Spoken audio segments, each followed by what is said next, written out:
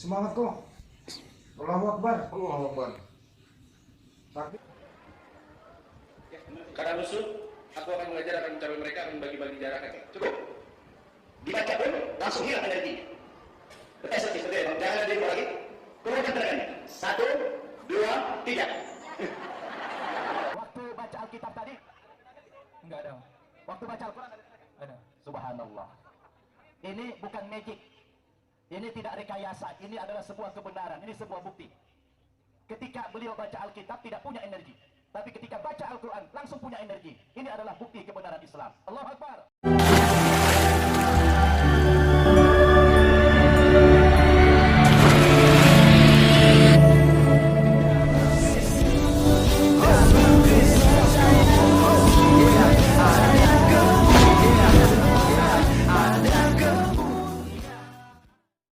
Salam Elechem Bisem Yeshua Mashiach, salam damai sejahtera dalam nama Tuhan Yesus Kristus untuk kita semua. Teman-teman sekalian, seperti video dicuplikan di awal, kalau kita melihat ternyata Ustadz Nababan sudah lebih dulu menistakan, melecehkan Alkitab daripada Agustan ya. Kalau kita lihat di ceramah-ceramah Ustadz Nababan di masjid juga seringkali bawa Alkitab ya. Jadi kalau Kohani di video-videonya yang kita tonton kemarin, dia katakan bahwa mereka tidak baca Alkitab lagi atau Bible karena mereka sudah masuk ke agama Islam.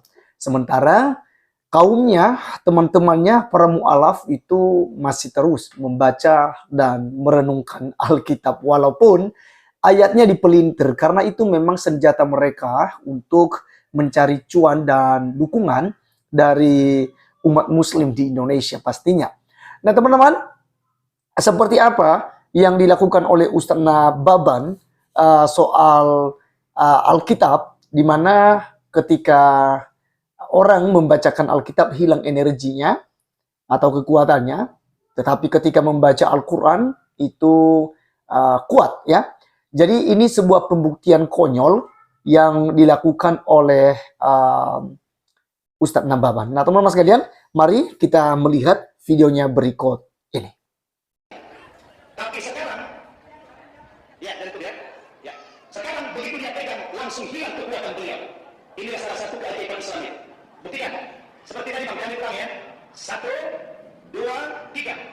Mana tenaga dia? Mana tenaganya? Langsung hilang. Padahal saya tidak pakai tenaga. Ulang, sekali lagi.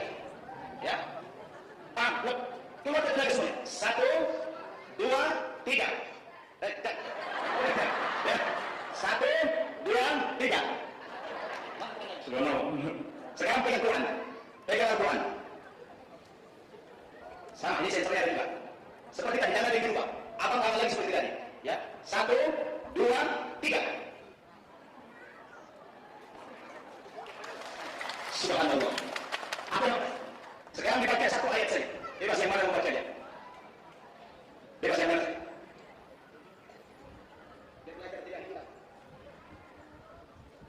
Karena musuh, aku akan mengajar, akan mencapai mereka, akan bagi-bagi jarak. Cukup.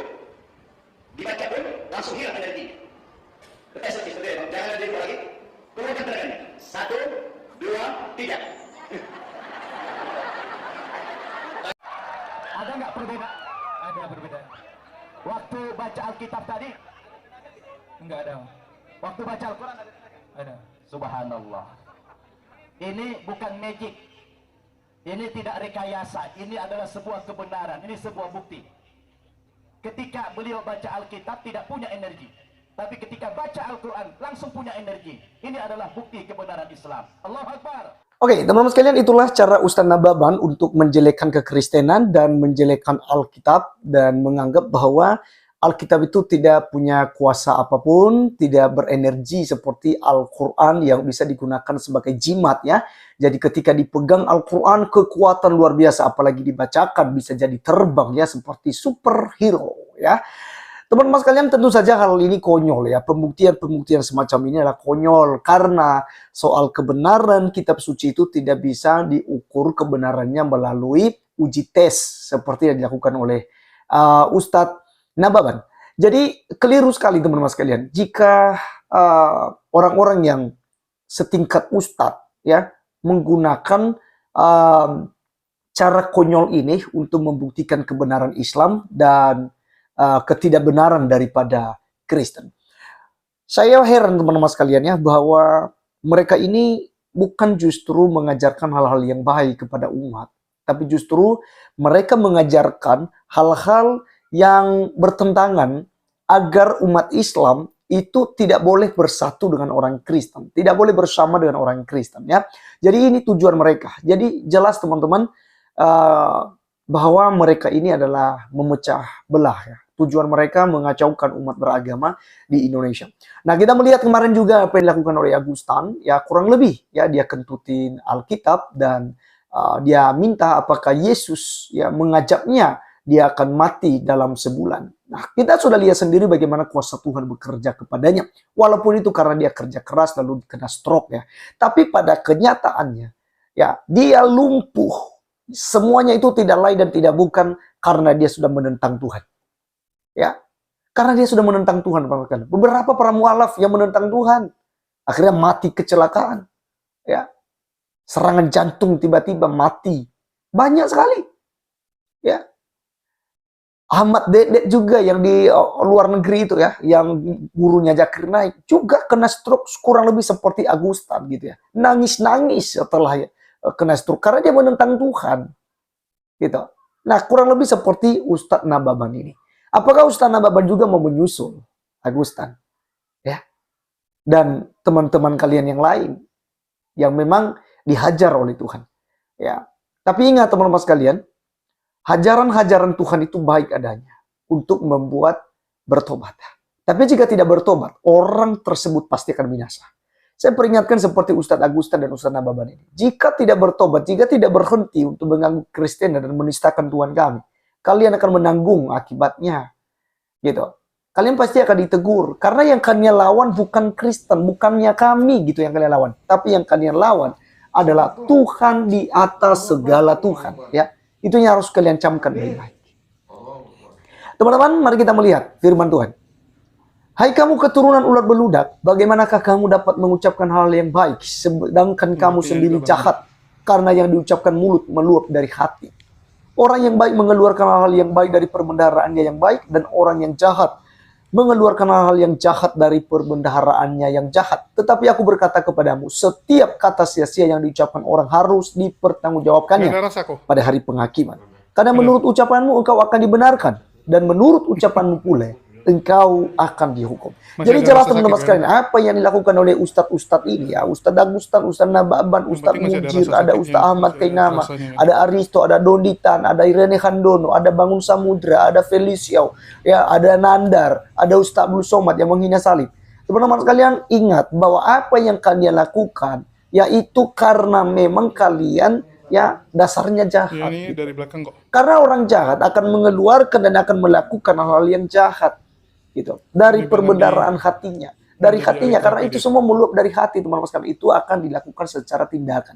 Ustadz Agustan itu dia dari hatinya, kata-kata jahatnya, hujatannya, kalimat-kalimatnya itu semua dari hatinya, karena kebenciannya kepada orang Kristen, apalagi karena orang Kristen selalu ya cover ya, menjawab, meluruskan apa yang menjadi tuduhan mereka, seperti tanpa ragi. Inilah penyebabnya Agustan itu marah sekali gitu. Akhirnya mengkentutin Alkitab. Padahal itu keliru teman-teman sekalian. Seandainya dia orang berpendidikan, dia tidak akan melakukan hal sekeji itu. Orang bodoh saja, orang gila saja belum tentu melakukan apa yang dilakukan oleh Agustan. Dan apa akibatnya teman-teman sekalian? Stroke. Sakit parah. Ya. Belum sebulan loh. Belum sebulan. Yang dia minta apakah dalam sebulan? Saya akan diajab oleh Yesus, saya akan mati. Ya. Ingat, terlalu gampang jika Anda langsung mati. Terlalu ringan jika Anda langsung mati ketika dihajab. Tapi apa yang Anda rasakan saat ini, itu 2 kali lipat dari apa yang Anda minta. Anda mati, tapi mati setengah. Gitu. Mati setengah. Jadi, perhatikan juga Agustan. Tangan kirinya yang dia gunakan untuk tempel Alkitab di pantatnya. Tangan kirinya itulah yang lumpuh teman-teman sekalian. Sampai ke kaki kirinya. Itu lumpuh. Ya. Jadi jangan main-main dengan Tuhan. Yang kalian lawan adalah Tuhan. Marilah bertobat dan berubah. Ya, berubah. Maka teman-teman sekalian, kita terus berdoa supaya Agustan juga dalam proses pemulihan itu cepat pulih, sadar kembali, dan tidak lagi mengulangi apa yang menjadi pelanggaran dan hujatannya terhadap Tuhan Yesus Kristus. Terima kasih sudah menonton. Biarlah video di sore hari ini boleh memberkati kita, dan sampai ketemu di video berikutnya. Tuhan Yesus memberkati. Salam.